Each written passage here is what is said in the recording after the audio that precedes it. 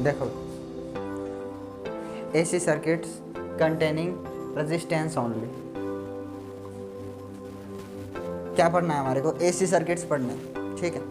AC circuits में जो चीज़ें लगी होंगी दे आर कॉल्ड कंपोनेंट्स या एलिमेंट्स ऑफ द सर्किट। तो एसी सर्किट में क्या क्या लगा हो सकता है? तो एसी सर्किट में एक रेजिस्टेंस हो सकता है, ठीक है। अकेले अकेले पढ़ेंगे पहले तो इन सभी एलिमेंट्स को, देखो इसलिए मैंने लिखा है रेजिस्टेंस ओनली, ठीक है। और क्या लगा हो सकता है? कैपेसिटर लगा हो सकता है, ठीक है। और क्या? इंडक्टर लगा हुआ हो सकता है, ठीक है। तो इसका इंडक्टेंस L है, इसका कैपेसिटेंस C है। अभी हमने इनको अलग अलग पढ़ना है।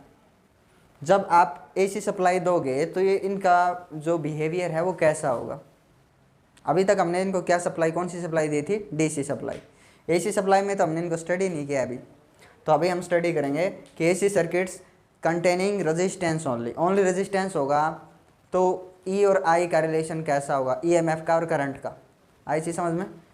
तो देखो एलिमेंट्स ये हैं आपके पास और रेजिस्टेंस ओनली लगा होगा, और इसमें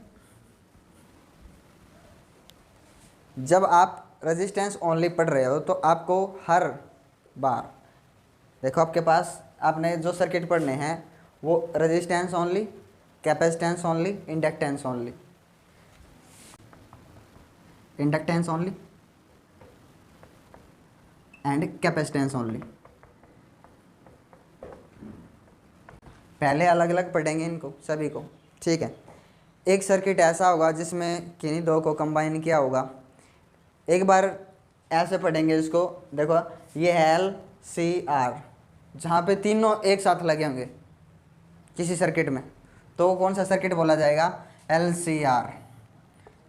LCR सीरीज सर्किट। तो वो अलग से पढ़ना है हमारे को, तो टेंशन ही नहीं है।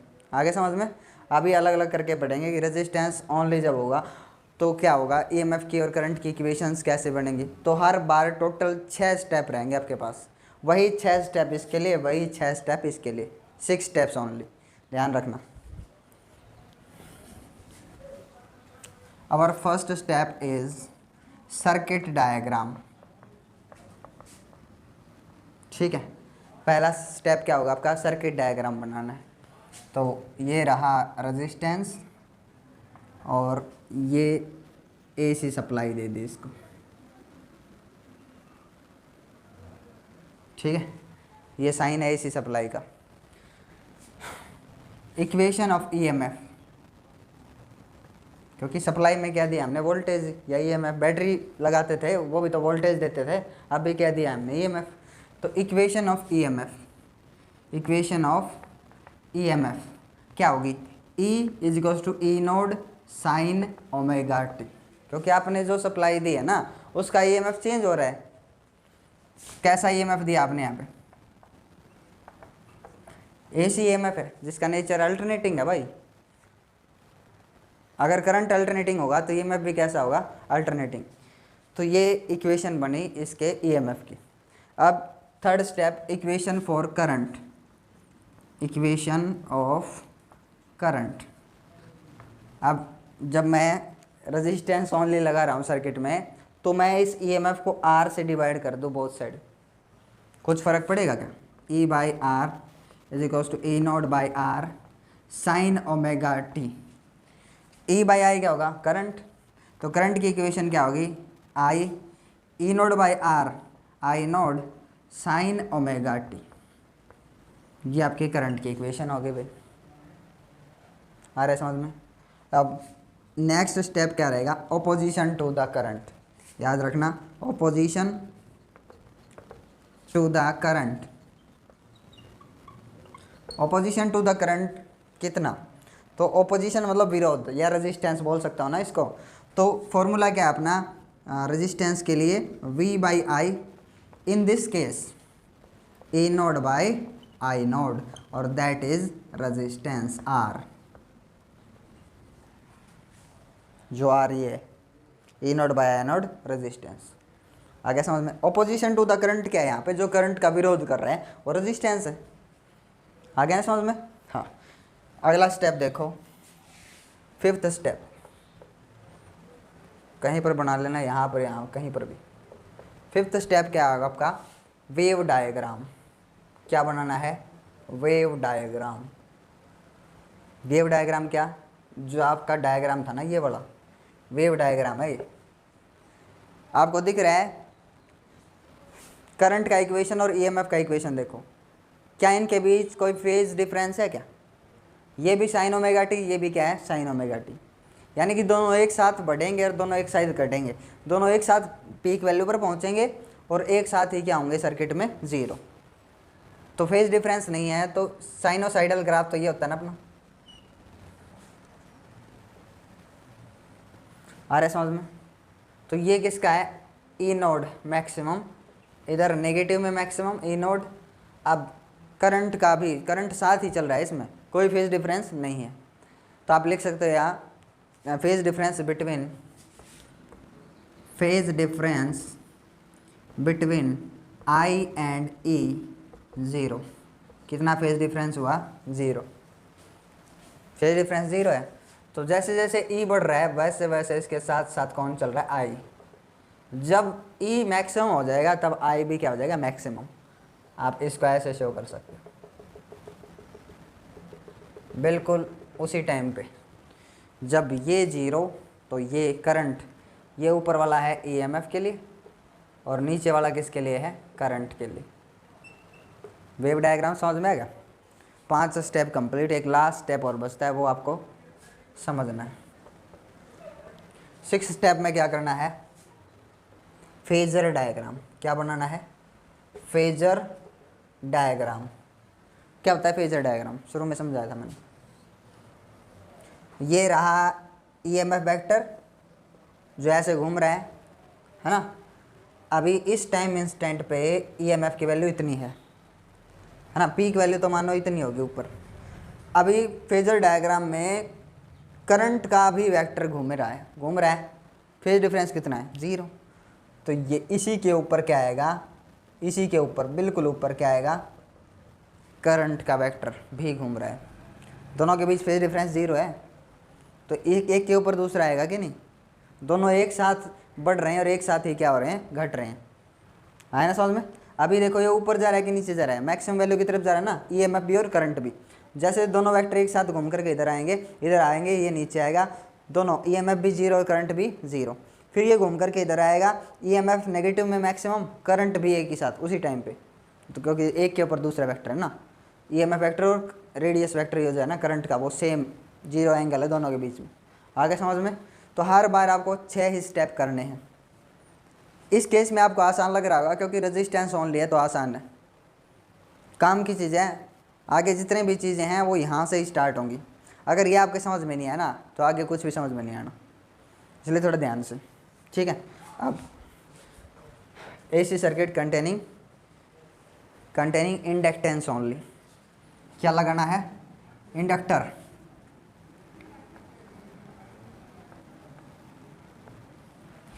इंडक्टेंस ओनली, तो वही स्टेप अपना पहला रहेगा कि सर्किट डायग्राम बनाओ भाई। सर्किट डायग्राम पहला स्टेप देखो कंप्लीट हो गया अपना। एक इंडक्टर लगा दिया आपने, ये भाई complete circuit diagram. Second step क्या है अपना, equation of EMF.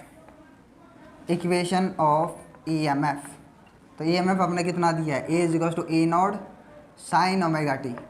Alternating current के लिए ईएमएफ की इक्वेशन ये होगी। थर्ड, इक्वेशन ऑफ करंट, समझ गए। अब करंट की इक्वेशन जो हो गए ना, यहाँ पे थोड़ा सा डेरिवेशन चलेगा साइड में, इधर से मैं इसका डेरिवेशन स्टार्ट करता हूँ करंट के लिए, ठीक है। इसका इंडक्टेंस कितना है, L। जैसे आपने सप्लाई दी करंट बढ़ेगा, लेकिन ये इसके अंदर मैग्नेटिक फील्ड बनेगा और ईएमएफ जो है ना वो वेरिएबल है, तो करंट भी वेरिएबल होगा इसमें, और उसके कारण इसके साथ फ्लक्स लिंकेज स्टार्ट होगी, यानी कि फ्लक्स लिंक होना चालू हो जाएगा और वो फ्लक्स चेंज भी होगा, क्योंकि आपके पास जो सप्लाई हो क्या है, एसी सप्लाई। डीसी सप्लाई में क्या होता था, डीसी सप्लाई में इसके साथ फील्ड बनता तो था, फील्ड इसके अंदर मैग्नेटिक फील्ड, इसके साथ फ्लक्स लिंक होता था लेकिन वो चेंज नहीं होता था। लेकिन वेरिएबल है एसी सप्लाई, उसके कारण flux link magnetic field current के ऊपर डिपेंड करता है। करंट आपको पता है बार बार बदल रहा है हर टाइम इंस्टेंट पे, तो इसके अंदर मैग्नेटिक फील्ड बदलेगा ना, तो इसके कारण इसके अंदर क्या बनेगा, ऑपोजिंग ईएमएफ जो इस करंट को ग्रो होने से रोकेगा, है ना। तो इसके अक्रॉस कितना ईएमएफ बनता है, इंड्यूस ईएमएफ अक्रॉस इंडक्टर, ठीक है, कितना ईएमएफ बनता है, ईएमएफ जो इसके अंदर बनेगा minus L D I by D T, ये ईएमएफ इसके अंदर बनेगा। तो इसका मतलब करंट बढ़ने से रोक रहा है, तो इंड्यूस्ड ईएमएफ जो बना है, अपोजिंग ईएमएफ जो विरोध कर रहा है, और अप्लाइड ईएमएफ दोनों क्या हैं, इक्वल इस टाइम इंस्टेंट पे। सो अप्लाइड ईएमएफ will be या is equal to induced EMF at any time instant t, ठीक है। तो इतना ही EMF बनाना है, ये अपोजिंग है इसलिए माइनस लगा है नेगेटिव डायरेक्शन में, तो दूसरा EMF इतना ही है same di by D T जो हमने दिया है, इसका मतलब आगे समझ में। अब यहाँ से हम इक्वेशन ड्रॉ करेंगे इसके करंट की, ठीक है। अब डी आई को उधर ले जाओ या डी आई को इधर रखो, आपकी मर्जी। डी टी अपॉन क्या हो जाएगा, एल, डी आई को इधर रखो, उधर जाके पलट के ई डी टी बाई क्या हो जाएगा भाई, एल। समझ में आ गया, नहीं आया तो बताओ। अब इसको इंटीग्रेट करते हैं, इंटीग्रेट करेंगे डी आई जोड़ के क्या बन जाएगा, आई। अब current is equals to, integrate कर रहे हो आप इसको, तो कांस्टेंट तो बाहर ले लेते हैं इंटीग्रेशन से, एल इज कांस्टेंट, एक बार जो कोयल आपने बना दी उसका सेल्फ इंडक्टेंस क्या है, कांस्टेंट, एल बाहर आ गया। क्या ई कांस्टेंट है, नहीं, ई क्या है, वेरिएबल, और किसके हिसाब से बदलेगा, E naught sine omega T into D T, आ गया समझ में। अब ई नॉट तो मैक्सिमम वैल्यू है, पीक वैल्यू जो कांस्टेंट, तो बाहर आ गया। I is equals to E naught by L sine omega T D T, इसका इंटीग्रेशन करना है। Sine omega T D T का इंटीग्रेशन बताओ क्या होगा, साइन ओमेगा टी का इंटीग्रेशन जल्दी बताओ, minus cos omega T by omega, yes you are right, ठीक है। ओमेगा बाहर चला गया, ओमेगा तो कांस्टेंट है ना भाई, एंगुलर फ्रीक्वेंसी जो आपका जनरेटर है उसकी एंगुलर फ्रीक्वेंसी क्या है, कांस्टेंट, तो ओमेगा बाहर ले लो, कुछ समझ में आया, एल ओमेगा इकट्ठा लिख लो बाहर, एल ओमेगा। अब कोस ओमेगा टी को मैं कोस ओमेगा टी नहीं रखना चाहता, मैं इसको साइन फंक्शन में कन्वर्ट करना चाहता हूँ, तो कोस थीटा क्या होगा, साइन 90 माइनस थीटा, तो साइन 90 माइनस थीटा, देखो दिख रहा है 90 पाई बाई 2 माइनस थीटा क्या होता है, cos theta, minus sine already बाहर है, कोई दिक्कत। I is equals to E naught upon में एल ओमेगा, आगे बेटा समझ में। माइनस साइन देखो, माइनस साइन अंदर आप मल्टीप्लाई करोगे, इसको माइनस बना देगा, इसको क्या बना देगा, प्लस, तो ओमेगा टी माइनस क्या लिखूँ मैं, पाई बाई 2, क्या लिखूँ, omega t minus pi by 2, आगे समझ में। ओमेगा टी प्लस का हो जाएगा क्योंकि माइनस का था, माइनस से क्या हो जाएगा, pi by 2, minus sine multiply कर दिया अंदर, आगे समझ में। अब करंट मैक्सिमम कब होगा, current is maximum when sine की वैल्यू क्या हो जाए, 1, करंट इज मैक्सिमम, यही डेरिवेशन आगे चल रहा है, current is maximum if sine omega t minus pi by 2 इसकी वैल्यू क्या हो जाए, 1, बस। तो करंट कितना हो जाएगा उस टाइम पे, ई नोड बाई एल ओमेगा, नहीं आएगा समझ में। करंट क्या हो जाएगा, ये तो 1 हो गया ना उधर वाला, ई नोड बाई एल ओमेगा, आगे समझ में, ठीक है। अब आपके पास करंट की इक्वेशन क्या आ गई, देखो उधर से, ये आपकी करंट की इक्वेशन है, ये वाली, वही तो चाहिए था अपने को। Equation for current, I is equals to E node by L omega sine omega t minus pi by two. आप एक चीज़ ध्यान रखना, हमारे को ओमेगा टी किसका चाहिए, प्लस का, इसके लिए वो माइनस मल्टीप्लाई कर दिया था अंदर। आगे समझ में? ठीक है, इसको साफ कर दूँ यहाँ से। ऑपोजिशन टू द करंट, हाँ एक और चीज़, अब आप देखो ई और आई का जो इक्वेशन है ना, उसमें आपको देखो कुछ समझ में आया तो बताओ। आपके पास ई का इक्वेशन है ईएमएफ का, और एक आई का इक्वेशन आ गया करंट का। तो यहाँ करंट आगे है कि पीछे है बताओ? Sign omega t minus pi by to. तो करंट कितना पीछे, इनिशियल फेज बताया था मैंने, कौन सा फेज है ये, पाई बाय टू इनिशियल फेज। तो मतलब करंट कितना पीछे है, यहाँ से स्टार्ट नहीं हुआ है। अगर ईएमएफ यहाँ से स्टार्ट हुआ तो करंट उसके कितना पीछे है, पाई बाय टू फेज से। सो आई लैग्स, इसको बोल सकते हैं ऐसा कि करंट पीछे, आई लैग्स, और E leads by phase pi by two. आगे समझ में? करंट तो पीछे है, लैग्स का मतलब पीछे, और ई आगे है, कितने फेज डिफरेंस से, पाई बाय टू। अब इससे क्या प्रूव होता है, क्या शो करना चाहता हूँ मैं, इस सर्किट में क्या होगा, जब ईएमएफ अपनी पीक वैल्यू पर होगा ना, तब करंट जीरो से स्टार्ट होगा, और जब करंट पीक वैल्यू पर होगा तो ईएमएफ जीरो पे आ जाएगा। फेज डिफरेंस 90 में तो यही होगा ना। हाँ, अब फोर्थ स्टेप आपका opposition to the current, opposition to current. ठीक है, अपोजिशन टू करंट क्या होता है, I is equal to V, एक minute, opposition to the current is resistance.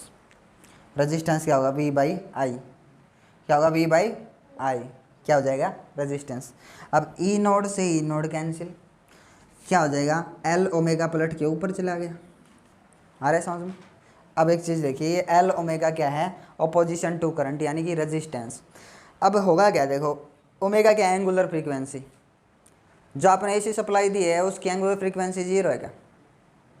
AC supply में ओमेगा होगा कुछ, जीरो नहीं होगा। डीसी का ओमेगा क्या होता है, जीरो, तो मतलब डीसी को ये अपोज नहीं करता। अरे डीसी का ओमेगा क्या होगा, जीरो होगा ना, वो ऐसे थोड़ी ना घूम रहा है करंट, करंट वेरिएबल थोड़ी ना, वहाँ ओमेगा क्या है उसका, zero. In case of DC omega is equal to zero, so it allows DC, DC को ये अलाउ करता है, डीसी इसके अंदर से जा सकता है, डीसी करंट। बट ओमेगा जितना हाई होगा अल्टरनेटिंग करंट का, उतना ज़्यादा ये क्या करेगा, अपोज। सुन लो ध्यान से। तो एल क्या है, मतलब एक बार जो इंडक्टर बन गया ना वो एल है, उसका एल क्या हो गया, कांस्टेंट। तो फिर क्या बदलेगा, ओमेगा बदल सकता है कि नहीं? ओमेगा को देख के क्या करेगा, ये रिएक्ट करेगा। मतलब इसका रेजिस्टेंस किसके ऊपर डिपेंड करता है, ओमेगा के ऊपर। तो हमने इसका नाम रेजिस्टेंस नहीं रखा है, ओमेगा को देख के क्या कर रहा है, ये रिएक्ट कर रहा है, तो हमने इसका नाम क्या रखा है, रिएक्टेंस। क्या रखा है, रिएक्टेंस। तो एल ओमेगा क्या है आपका, एल ओमेगा के लिए एक ही वर्ड रखता हूँ मैं, that is x L. Resistance का सिंबल था ना आपका, वैसे यहाँ रेजिस्टेंस रिएक्टेंस का सिंबल क्या है, एक्स। और किसका रिएक्टेंस है ये, इंडक्टर का, एल आ गया इसलिए। तो एक्स एल क्या है, x L is reactance not resistance. Resistance क्या था, रेजिस्टेंस तो टकरा टकरा के रोकना था, टकरा टकरा के रोक रहे थे ना इलेक्ट्रॉन्स को। रेजिस्टेंस का मतलब ये क्या है, एसी सप्लाई आएगी तो रोकेगा, डीसी सप्लाई का ओमेगा जीरो उसको पास होने देगा। आ रहा है समझ में?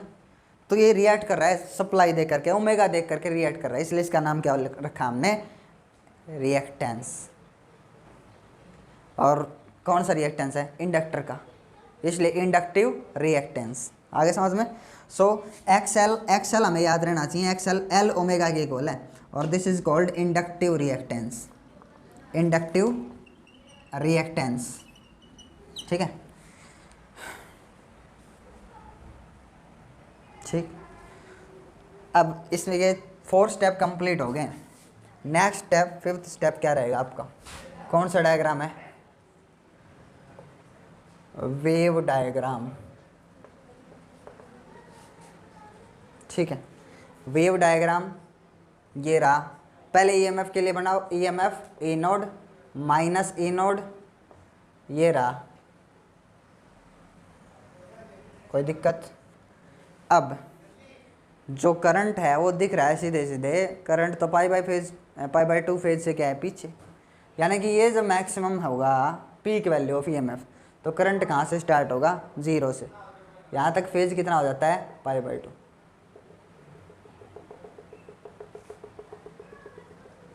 आया समझ में।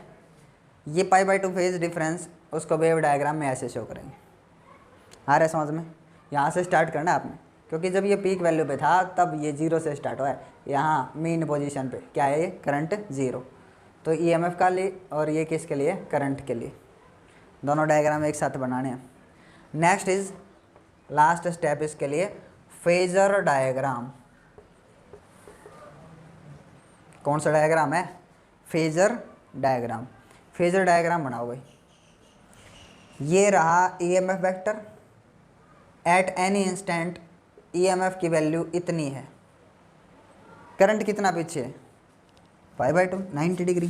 तो इसका 90 डिग्री ये रहा करंट वेक्टर, बना दिया ना 90 का एंगल दोनों के बीच में। कैसे घूम रहे हैं, ऐसे कैसे घूम रहे हैं, दिख गया कि नहीं। यानी कि जब ईएमएफ बढ़ रहा है तो करंट का क्या हो रहा है बताइए। फेज डायग्राम में आपको ये बताना चाहिए, जब ईएमएफ बढ़ रहा है तो करंट का क्या हो रहा है, करंट घट रहा है। देखो आप, ये तो ऊपर चल रहा है ना, तो नेगेटिव में करंट क्या हो रहा है, कम हो रहा है। ये पॉजिटिव और ये क्या है, नेगेटिव। समझ में आ गया। तो ईएमएफ तो पॉजिटिव में बढ़ रहा है, उस टाइम पे करंट नेगेटिव में घट रहा है। और जब ये करंट 0, तो ईएमएफ की वैल्यू क्या आ जाएगी, पॉजिटिव में मैक्सिमम। और जब ये घूम करके इधर आएगा, जब ईएमएफ उसी डायरेक्शन में घटना चालू होगा तब करंट बढ़ेगा। और जब ईएमएफ घूम करके इधर आएगा, ईएमएफ 0, तो करंट यहाँ पहुँच जाएगा। करंट कितना हो जाएगा, maximum.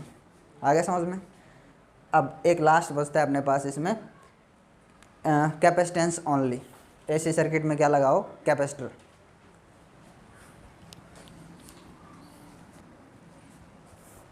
Our first step is circuit diagram.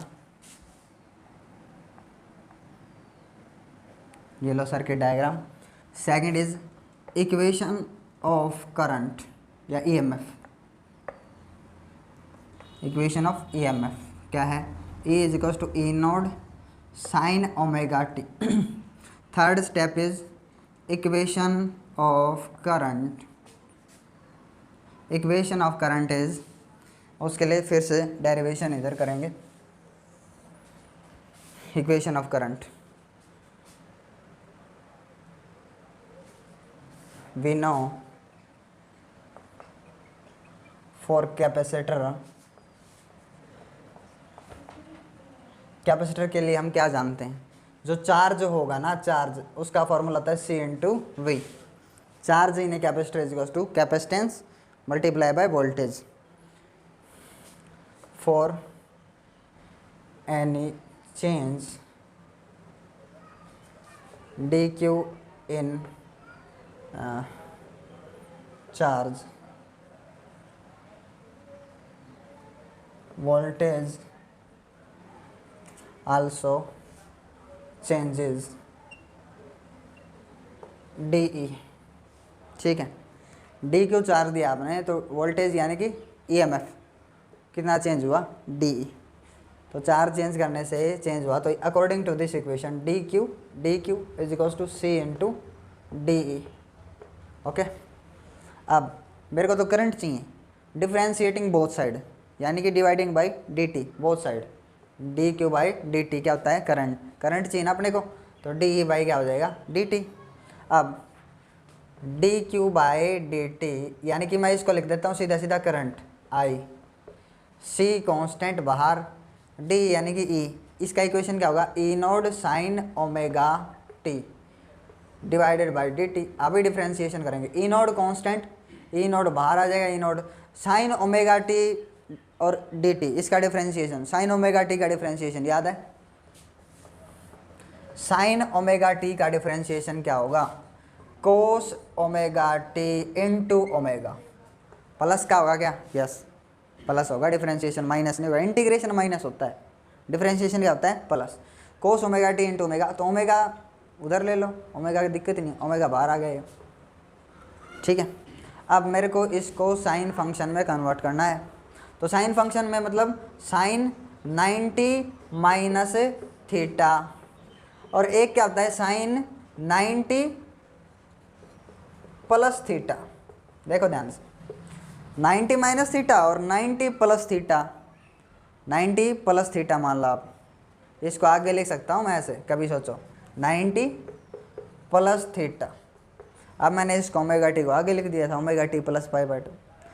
दोनों ही कोस होते हैं क्योंकि 90 माइनस थीटा और 90 प्लस थीटा पे साइन किस में चेंज होता है, कोस में। तो मैं कोस को क्या लिख सकता हूँ, 90 माइनस थीटा और 90 प्लस थीटा। तो कौन सा लेना चाहिए यहाँ पे पता है, कौन सा सही होगा, कौन सा सही है पता है, ये वाला सही है। क्यों, क्योंकि ओमेगा टी यहाँ पे प्लस का है, तो यहाँ पे हम ये वाला लेंगे क्योंकि ओमेगा टी हमारे को किसका चाहिए, प्लस का। तो इसलिए 90 माइनस थीटा नहीं लेंगे। अब लिख दिया मैंने, I is equals to C E naught omega sine omega T plus π/2। कोई दिक्कत कोई डाउट हो तो पूछ सकते। करंट की वैल्यू मैक्सिमम कब होगी, जब ये वाली वैल्यू क्या हो जाए 1। I is maximum if sine की वैल्यू क्या हो जाए 1, देन करंट क्या हो जाएगा C E node by omega. Current क्या हो जाएगा C E node by omega.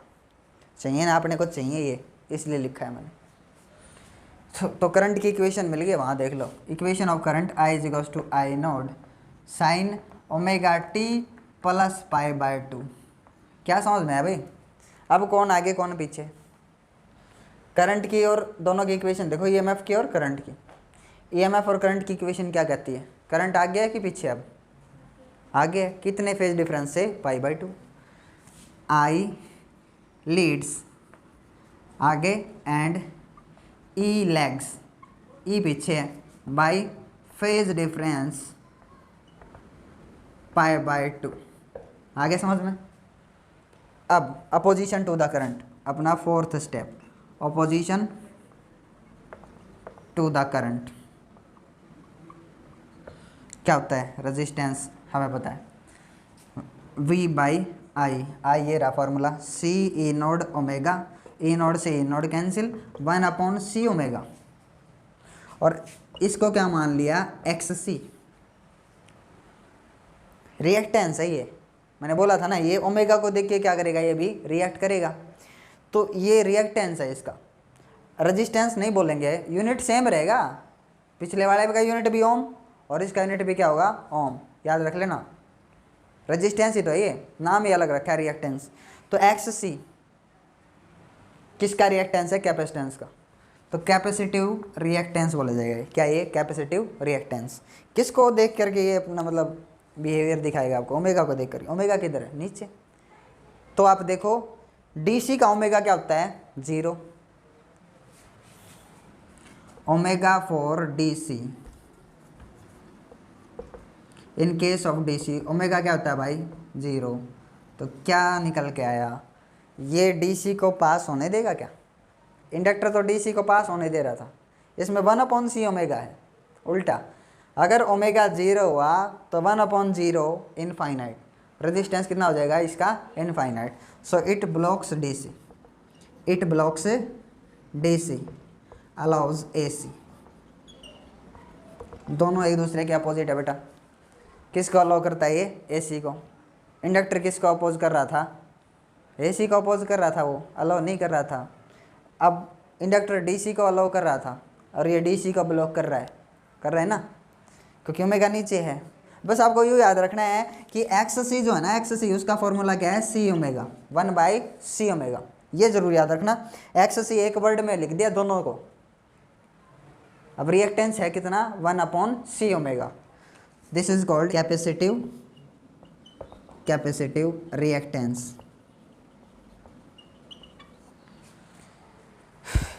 1/c omega या XC रिएक्टेंस किसका है, कैपेसिटेंस का, कैपेसिटिव रिएक्टेंस। फिफ्थ स्टेप वही वेव डायग्राम और फेजर डायग्राम। कोई दिक्कत है तो पूछ सकते हो, ठीक है। ये सारी चीज़ें याद रखनी है, किसको अलाउ करेगा ये, किसको अलाउ नहीं करेगा, किसको ब्लॉक करेगा। क्योंकि काम आएगी अपनी चीज़। और आपको ये भी याद रखना है कि फेज डिफरेंस किस में कितना, इंडक्टर के केस में करंट कितना पीछे था, π/2। अगर आप कैपेसिटर लगाते हो तो करंट आगे होगा कितने फेज से, π/2। ये सारी चीज़ें याद होनी चाहिए आपको, इसकी जो भी मैंने चीज़ लिखवाई है सारी चीज़ें एज इट इज़ याद होनी चाहिए, तब आगे का सिस्टम समझ में आएगा।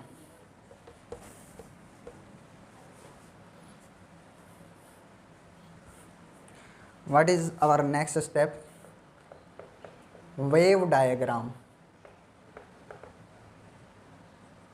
वेव डायग्राम देखो, maximum EMF, E naught positive, E naught negative, ठीक है।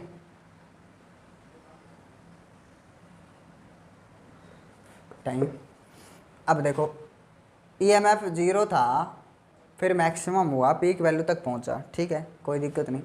करंट आगे के पीछे, करंट आगे के पीछे, आगे दिख रहा है ना। तो जब ईएमएफ 0 था तो करंट कहाँ था, मैक्सिमम पे, यानी कि यहाँ था, समझ में रहा है, यहाँ था मैक्सिमम पे।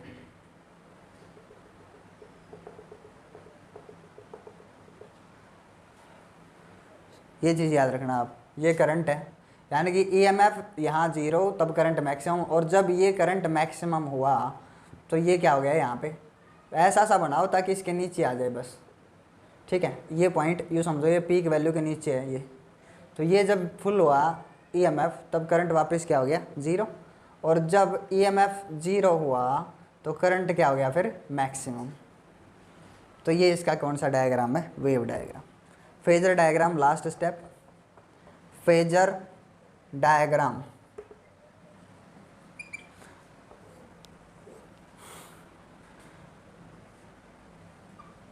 ईएमएफ वेक्टर, कौन आगे है, करंट, कितना 90 डिग्री आगे बना दिया मैंने, और ये रहा आई नोट वेक्टर, करंट वेक्टर। अभी ऐसा है, जब ईएमएफ बढ़ रहा है ना पॉजिटिव डायरेक्शन में, तब करंट घट रहा है नेगेटिव डायरेक्शन में। तो आपको ये चीज़ देख करके समझ में आना चाहिए कि जब ये बढ़ रहा है ना, बढ़ रहा है ईएमएफ बढ़ रहा है, तो करंट उसी डायरेक्शन में घट रहा है। आ रहा है समझ में। अगर ये सारी चीज़ें आपको याद होगी ना, LCR सीरीज सर्किट पढ़ो, कोई भी सर्किट पढ़ो, कोई समस्या नहीं आनी। आगे समझ में। सो नेक्स्ट हम क्या करेंगे, LCR सीरीज सर्किट।